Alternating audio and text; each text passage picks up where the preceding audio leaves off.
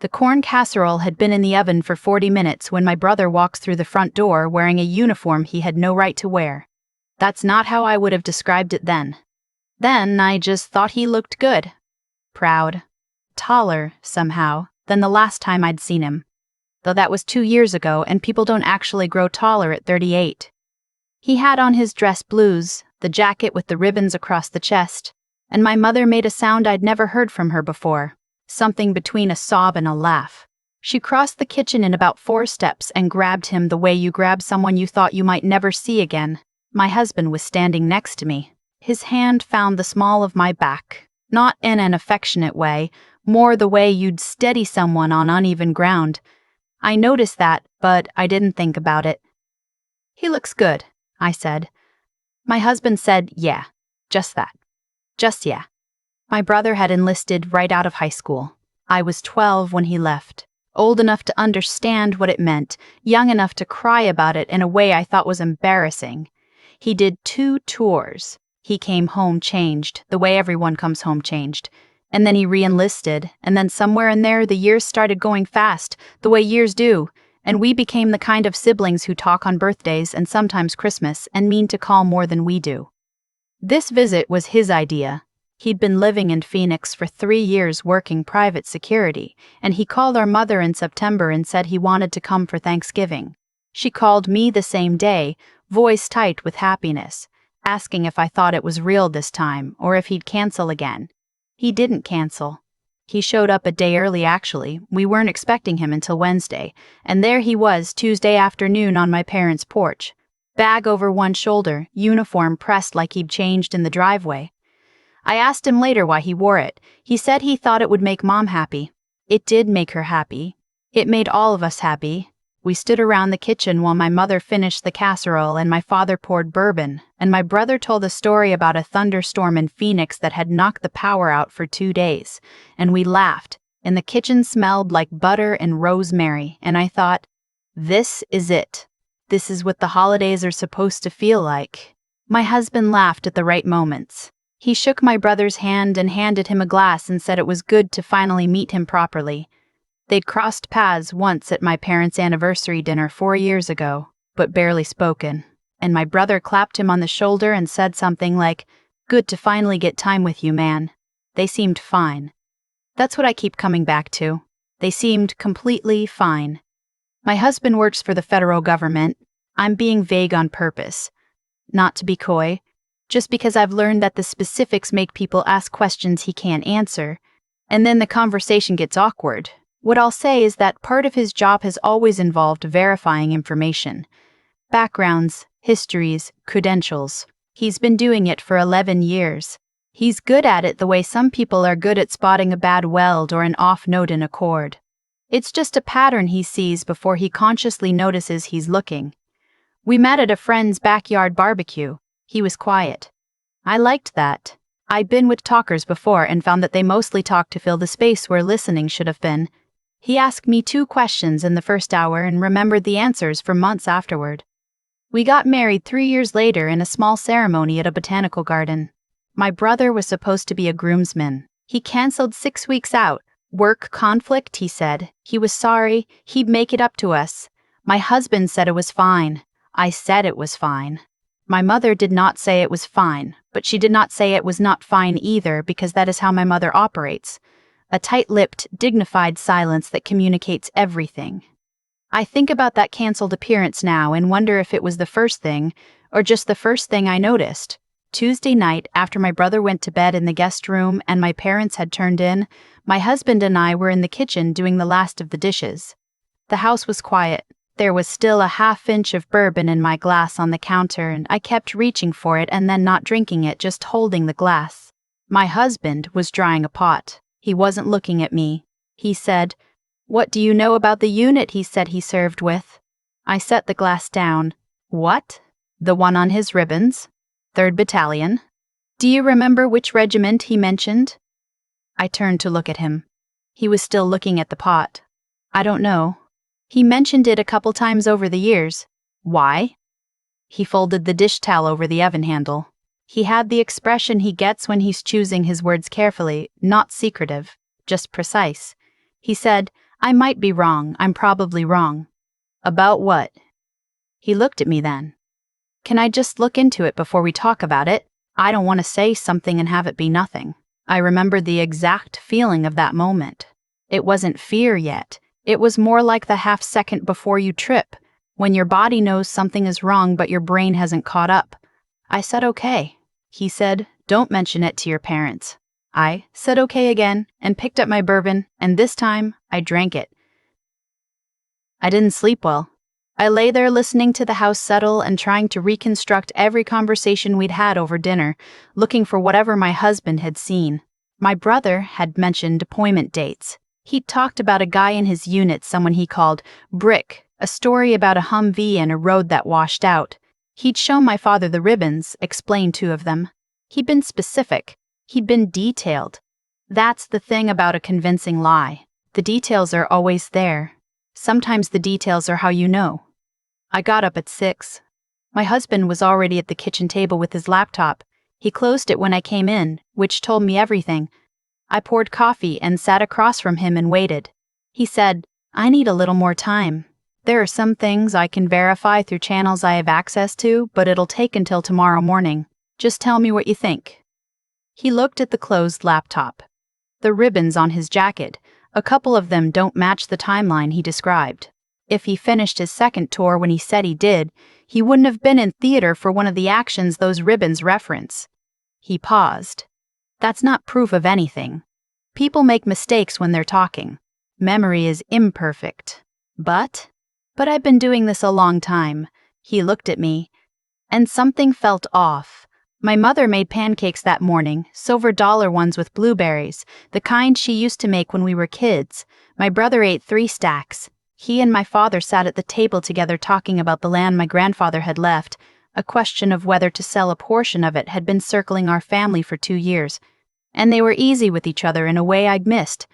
My father is not an easy man. He'd been a complicated father to my brother, strict in ways that left marks. Watching them talk like that, calm and unhurried, felt like something I'd been waiting for without knowing it. I sat there with my coffee and watched my brother laugh at something my father said, and I thought, please let my husband be wrong. He wasn't wrong. He came to find me in the backyard Wednesday afternoon while my brother was helping my mother put leaves in the dining room table.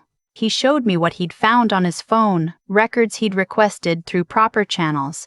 He was careful to say that this wasn't something he'd done improperly. A discharge date, a unit assignment, a commendation record, or more precisely, the absence of one. My brother had served. That was real. 2 years, not the 4 he'd described. He'd been discharged before the end of his second contract. The ribbons on his jacket represented actions that had concluded before he was assigned to the unit he claimed. He had not lied about everything. He had served. He had gone. He had done something real. But the version of it that he'd handed our family, the decorated veteran, the extended tours, the specific heroism implied by those ribbons, that version was a construction. I stood in the backyard in the November cold and looked at my husband's phone and then looked at my husband. I said, how long do you think he's been doing this? He said, based on when those ribbons were first issued to units like the one he described, probably 10 years at least. 10 years. I'd been congratulating my brother, defending him, bragging about him for 10 years. My mother had framed a photo of him in that uniform and put it on the mantel and pointed it out to every person who came through that door. I said, I need to think. He said, take the time you need. I walked back inside and put on my most normal face and helped my mother set the table. I didn't confront him that night. I told myself it was because I needed to be sure. Though I was sure, the records were clear. The real reason was simpler. I wasn't ready. I needed to sit with it for a few hours. I needed to eat the corn casserole and the turkey and the cranberry sauce my mother made from scratch, and I needed to watch my brother refill my father's water glass without being asked, and I needed to feel the full weight of what I was about to take apart before I actually took it apart. My husband sat across from me at dinner. He didn't push. He helped clear the plates and told a genuinely funny story about a coworker's disastrous camping trip and kept the conversation easy. I loved him for that. I still love him for that. After dinner, my parents went to watch something in the living room. My husband said he was tired and disappeared upstairs. He told me later he did it on purpose, gave me the room. My brother and I were alone in the kitchen. He was wrapping leftovers. I was standing at the sink pretending to rinse a dish. I said, "I need to ask you about your service." He stopped wrapping. Just stopped, mid-motion, plastic wrap halfway across a bowl of stuffing. I kept my voice level. I said, "My husband looked into some things. I'm not going to tell you what he does for work, but I think you know that he found things." I turned off the water, turned around. "I want you to tell me the truth. I want you to be the one to say it." My brother stood there for a moment. He was still holding the plastic wrap. Then he set it down very carefully, the way you set something down when you're trying to control your hands. He said, "How much did he find?" "Enough." He didn't deny it. That's the thing I hadn't prepared for. I prepared for anger, for deflection, for him to tell me my husband was wrong. Instead, he just leaned back against the counter and looked at the ceiling for a long moment, and when he looked back down, he looked exhausted. Not guilty exhausted, just tired. Like he'd been carrying something for a long time and the carrying had finally caught up with his body. He said, "I did serve. I know. 2 years. It was real. I know that too." He was quiet. "Then I got discharged 3 months before the end of my second contract. There was an incident. I made a bad call, nothing that hurt anyone, but it was bad enough. They gave me an early out. Not dishonorable, but not the full record I would have had." "The ribbons," I said. He looked down at himself. He'd changed out of the uniform for dinner, but he was still thinking about it, I could tell.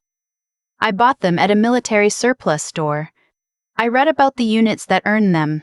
I learned the stories. He stopped. Started again. "Dad was so proud of me when I enlisted. You remember what he was like I'd finally done something right. And when I came home early, the way I came home early, I couldn't face that. I couldn't watch that pride go away. I thought about my father at dinner, refilling his own glass, laughing at some story, reaching over to squeeze my brother's shoulder. I thought about the photo on the mantel. I said, 'He loves you. He would have been proud of the real thing.' My brother said very quietly, 'I didn't believe that.' We talked for 2 hours. I cried once, not from anger, from something more complicated, a kind of grief for all the years we'd spent at a slight distance from each other, and I wondered now how much of that distance was him keeping the lie safe. You can't be fully present when you're maintaining a fiction.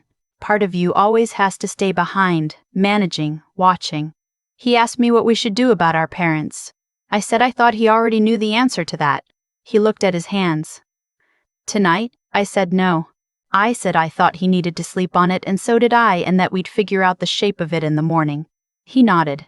He said, "I'm sorry, I know that doesn't fix it." I said, "I know." I went upstairs. My husband was awake, reading, the lamp on his side on. He looked at me when I came in and asked only with his eyes. I sat on the edge of the bed and said, "He told me everything." My husband closed his book. He didn't say he'd told me so. He didn't say he'd told me so. He didn't say anything analytical or strategic. He just moved over and I lay down and he put his arm around me and we stayed like that for a while with the lamp still on. Eventually I said, "How did you know?" "At dinner. What did you see?" He thought about it. One of the ribbons had a campaign clasp that wasn't authorized until 2014, but the action he described, the one he said he was part of, that wrapped up in 2013. It was a small thing. Most people wouldn't catch it. But you caught it. I catch small things. It's what I do. I thought about that. Small things. A clasp on a ribbon. A canceled groomsman appearance. The way a person laughs at a story they've told too many times. I said, "I'm glad you said something." He said, "I almost didn't. He's your family. He's still my family." Thanksgiving morning, my brother came downstairs before my parents were up. I heard him in the kitchen and went down to find him making coffee, real coffee. The kind that takes time, not the pod machine my mother uses. He looked like he hadn't slept much either. We sat at the kitchen table together while it brewed. He said, "I'm going to tell them today." I said, "Okay." He said, "I don't know how." I said, You just say it, you don't make it a speech. You just say, I need to tell you something, and I should have told you a long time ago. He wrapped both hands around his empty mug. And then what? Then you let them respond. And you don't interrupt the response. You just let them have it. He nodded slowly. The coffee maker beeped. We sat there for a while without talking. The kitchen was still dark around the edges, just the light over the stove on, and the yard outside was gray with early morning, frost still on the grass. He said, Does your husband know I'm doing this? He'll be glad. He didn't have to tell you. He could have just let it go. I looked at my brother. He was staring into his coffee now, turning the mug in circles. No, I said, he couldn't have. That's not who he is. My brother nodded again. And then, quietly, he said, He's a good one. I said, Yeah, he is. My brother told our parents after breakfast. My husband and I sat at the table while he did it. I held my husband's hand under the table. It wasn't clean. My mother cried. My father was silent for a long time in a way that was its own kind of terrible. My father's silences have always been harder to survive than his anger. My brother didn't interrupt. He sat there and took it and answered questions when they asked them, and when my mother said she didn't understand why, he gave the same answer he'd given me because I couldn't face losing his pride. My father looked at him for a very long time. Then he said, and I have replayed this in my head many times since, he said, I would have been proud of what you actually did. My brother said, I know that now. My father said, You didn't know it then. My brother said, No. My father nodded. And then he got up and got himself more coffee, which is about as close as my father gets to an embrace, and the conversation slowly, haltingly, carefully, found its way to something more like ground. We ate Thanksgiving dinner at 1 o'clock. My mother made the corn casserole and the turkey and the cranberry sauce. The photo was still on the mantel. I don't know what will happen to it. That's not my decision to make. My husband sat beside me and ate 2 helpings of everything and told another story. Different camping disaster, different coworker, and by the time we got to pie, my brother was laughing again. Not the same laugh as Tuesday night. Smaller, quieter, more real. I thought about what it costs to keep a lie alive for 10 years, the vigilance of it. The way you have to maintain it in every room. Remember what each person has been told. Keep the details consistent across years of conversations. The exhaustion of that. I thought about all the times my brother had deflected a question or changed the subject or hadn't come home, and I understood now that those weren't personality quirks. They were maintenance. The truth took 10 minutes to say. I don't know what happens next. There's still a lot to figure out. The American Legion post my brother had joined under false pretenses, the people he'd told, the relationships built on a version of himself that wasn't quite real. That's not a small thing to untangle. But it's a real thing, and untangling something real is different from maintaining something false. My husband drove us home that night. I fell asleep in the passenger seat somewhere on the highway, the way I do on long drives, head against the window, watching the dark fields go by until I couldn't anymore. When I woke up, we were almost home. The porch light was on. I'd set a timer before we left, the way I always do. I said, "Thank you," for saying something. He looked over at me. I wasn't sure you'd want me to. I thought about that, about the version of this Thanksgiving where he stayed quiet, where we drove home with my brother's story intact, and my mother's pride undisturbed, and my father's smile still built on something hollow. I said, I always want the truth, even when it's hard. He reached over and took my hand without looking away from the road. I know, he said. That's one of the first things I figured out about you. I've thought a lot about the word pride since that Thanksgiving. Not the healthy kind, the kind that makes you stand up straight and do the work, but the other kind. The kind that makes you build a version of yourself that can't be questioned, because if it gets questioned, the whole thing comes down. My brother carried that second kind for 10 years.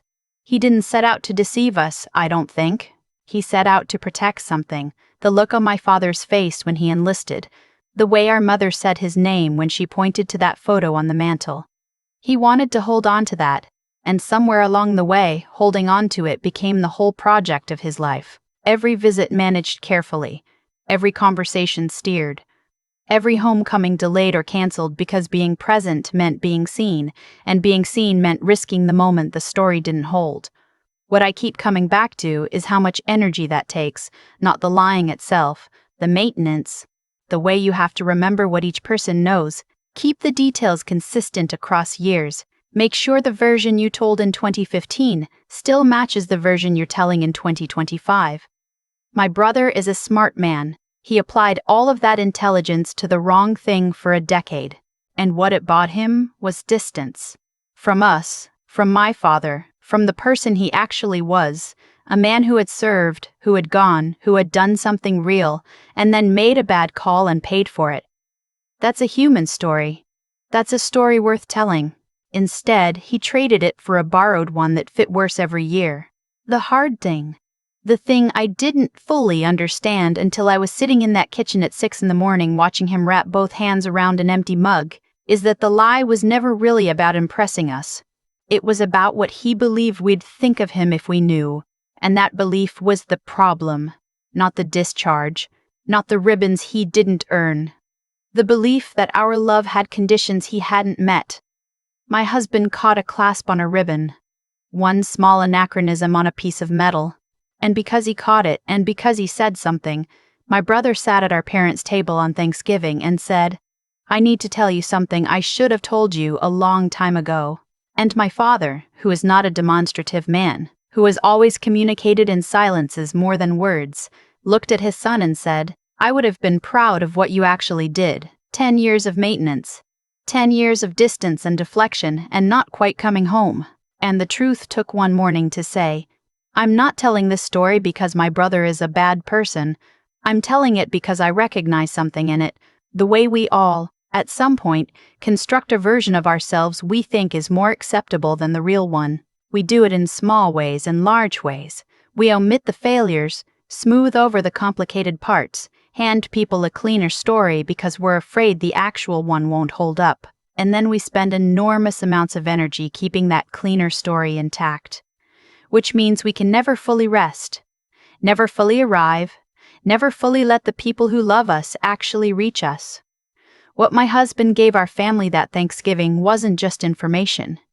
It was an opening, and what my brother did with that opening, the courage it took to walk through it, to sit in my father's silence and not leave the room. That's the thing I'm most proud of. Not the uniform, not the ribbons. That.